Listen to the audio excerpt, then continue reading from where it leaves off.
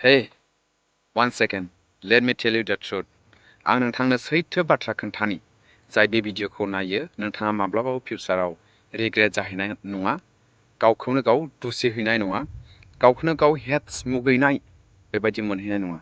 नाथाय जाया बे भिडिअखौ नाया नोंथाङा रिग्रेट जाहैगोन, नोंथाङा गावखौनो गाव दुखु मोनहैगोन। खोनासंदो।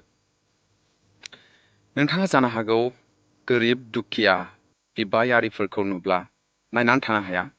बिसोरनि थाखाय दुखु मोनफायो। जेसेबां हायो एसेबां नोंथाङा हेल्प खालामनो थाखाय आप्रोच खालामनो नागिरो। नाथाय जेब्ला नोंनि बिमा आरो बिफाया बेबायदि गोनांथियाव बबेयावबा गोग्लैसोयो अब्ला नोंथाङा मा खालामो? गावखौनो गाव साननानै नायदो।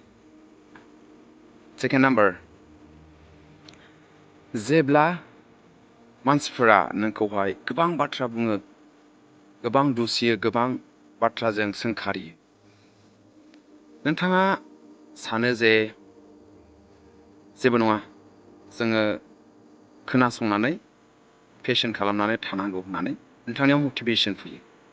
नाथाय जेब्ला नोंनि बिमा बिफाया फंनैसो सोंखारियोब्ला, फंनैसो बाथ्रा बुङोब्ला नोंथाङा मा खालामो? साननानै नायदो।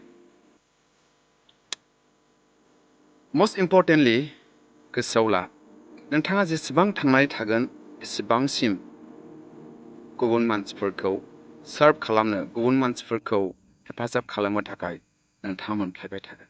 नाथाय बिमा बिफाखौ नोंथाङा अराय समनि थाखाय लोगो मोनफ्लाया लोगोफोर।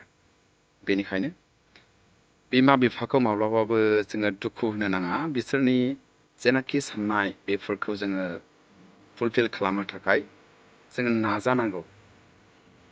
मस्ट इम्परटेन्टलि बिसोरनि थाखाय समा बारा गोबाव गैलिया। बिसोर थांनानै थासान्दियाव जेसे हागौ जोङो बिसोरखौ खुसियाव लाखिनो हानायासो नोंथांनि मस्ट बिग रेसपन्सिबिलिटि man.